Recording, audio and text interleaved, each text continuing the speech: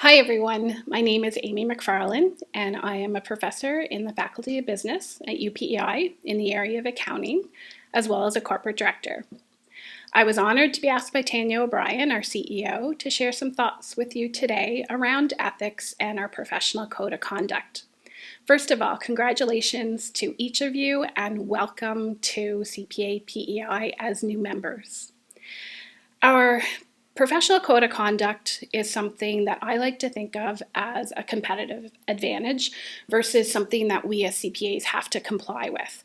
To me, it's at the real heart of what it means to be a professional, and it's something I think we all need to take extremely seriously. Our code of conduct in terms of the document itself is available on the CPA PEI website. It is a document that evolves and changes over time, so I'd encourage each of you always to check with the website to make sure you're getting the most up-to-date guidance available. One term in that code that I want to bring to your attention that is used throughout is the word registrant. And what that means, or who it covers, is all members of CPA, PEI, firms, candidates, students. So it really applies to all of us. And if I was challenged to sum up our code of professional conduct in a sentence, I'd say it is our rulebook, our playbook that conveys that each of us have a fundamental responsibility to always act in the public interest and that the public good must come ahead of our personal self-interest. So within our profession, as you would know from studying to get to this point in your career, there's really 5 fundamental principles. There's professional behavior, which essentially is maintaining the good reputation of our profession. There's integrity and due care, basically being honest and diligent. Objectivity, the fact that we don't allow our judgment to be compromised by bias, conflicts of interest, or undue influence of others. Professional competence is the 4th one. And lastly, confidentiality, so we don't share info nor exploit it for personal gain. Now, those 5 fundamental principles, for some, might be words on a piece of paper. And up till this point in your career, maybe you've just studied them, read them, but really now you're at the juncture where you'll start living them. And I encourage you to use them as a compass of sort. So you can always come back to those 5 fundamental principles and let them guide your decision making and your behavior. The Code of Professional Conduct itself is broken down into different sections, and it's a lengthy document. I'd encourage you at some point to read it or read it over time. But in the meantime, if you haven't already, I'd encourage you to scan the table of contents, because even if you're not familiar with the document as a whole, by scanning the table of contents, you at least know at a kind of eagle's eye view what content is contained therein, and you can use it then as a reference. So the section of the Professional Code of Conduct that I'm going to focus on today is Section 100, which deals with professional governance. And the first part of Section 100 is Rule 101.1, and that basically says that all registrants, regardless of our jurisdiction of residence, shall comply with the CPA Code of Professional Conduct. So as long as you remain a member of CPA PEI, this is the code that governs your behavior no matter where you're located. It's also important to realize that it doesn't just govern our professional activities, it governs all activities undertaken by each of us. So what do you do if you breach the code? First thing would be to take appropriate action to address the breach. You need to notify any parties who may have been impacted by the breach. And if the breach is such that it diminishes the reputation of the profession or it fails to serve the public interest, you're also required to notify CPA PEI. So what types of things might you have to notify CPA PEI about and when? In terms of timeline, you're required to notify them within 15 days. What type of matters need to be reported to CPA PEI? Things like illegal activities, mainly financial matters, but also illegal acts that diminish the good reputation of the profession or fail to serve the public interest. And that, of course, is a matter of professional judgment. Other items might be if you're the subject of disciplinary proceedings, whether that's by CPA PEI or other provincial CPA bodies, other regulatory entities. The trigger of when the clock starts ticking in terms of that 15-day period is when you've been found guilty, when you've reached a settlement agreement, or when you've voluntarily resigned related to a disciplinary matter or disciplinary matter versus an investigation alone. So it's not the investigation that triggers your requirement to notify CPA PEI, but the guilty verdict, a settlement, or a voluntary resignation. Rule 103 deals with false or misleading applications to CPA PEI.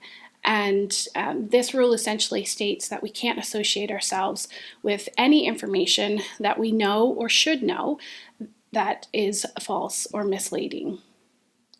Rule 104 outlines our requirements to cooperate.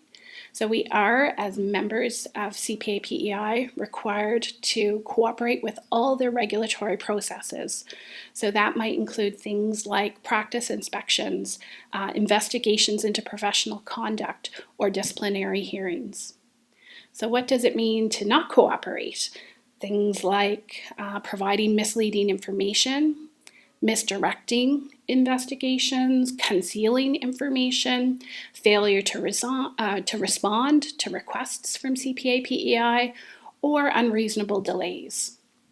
Important to know, though, it does not include good faith assertions of legal privilege. Rule 105, the last one that I'm going to talk about today, is entitled Hindrance, Inappropriate Influence, and Intimidation.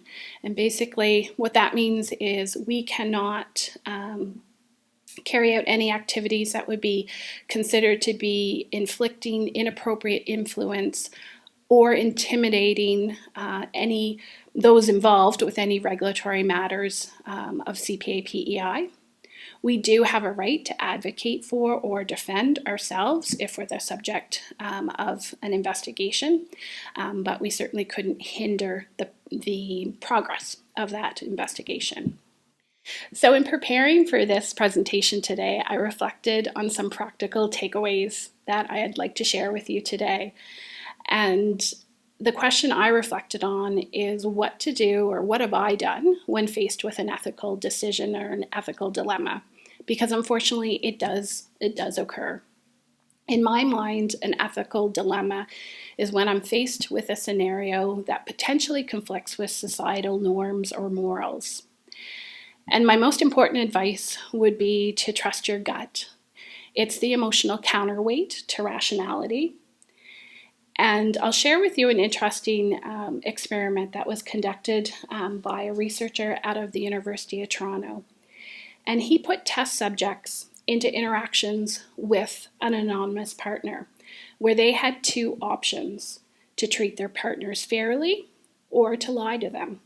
And if they decided to lie, they would personally gain at the expense of their partners. And before making the decision whether to cheat or to be fair, the test subjects were given some guidance. Some were encouraged to think rationally about the situation and ignore their emotions. Equipped with this advice, the vast majority, 69%, analyzed the situation and concluded that they should lie to their partners. Others were primed to make their decisions based on gut feelings, and their guts were pretty trustworthy. Only 27% lied. So trust your gut. As I reflect on my career, I haven't come across a better ethical test than Warren Buffett's newspaper test. And that, quite simply, is: would you be comfortable if your decision and the kind of factors that led up to your decision appeared on the front page of the local newspaper, front page of The Guardian? And I think that's really a very simple test to just keep ourselves grounded in a strong kind of ethical place. For me, another piece of advice would be find and nourish those relationships where you have peer mentors or individuals that you can trust to go to speak with when you need advice. Now, of course, we have to take confidentiality into consideration and make sure that we don't inadvertently breach confidentiality. But for me, it has been helpful having a CPA in Vancouver, a CPA who now resides in Andorra in Europe. And those two peer mentors slash friends are individuals who I can always pose hypothetical situations to and bounce ideas off when I'm feeling myself really conflicted. So finding others to share with for me has been really important. Another tip would be to utilize CPA PEI as a resource. So CPA PEI in the office, there's Tanya and Leanne. I guess it's not so much, it's a virtual office at the moment. But Tanya and Leanne are fantastic resources to utilize. So I'd encourage you to get in touch with them, use them as a resource. Finally, if you find yourself embroiled in a very serious ethical dilemma or conflict of some kind, it might be necessary to seek out legal advice. Now, I'll end you with one thought from Warren Buffett, who obviously I admire tremendously. And he's made a comment that it takes 20 years to build your reputation and 5 minutes to ruin it. And if you think about that, you'll do things differently. So with that, I wish each of you the very best in your future careers as CPAs, and I hope integrity will always remain your first priority.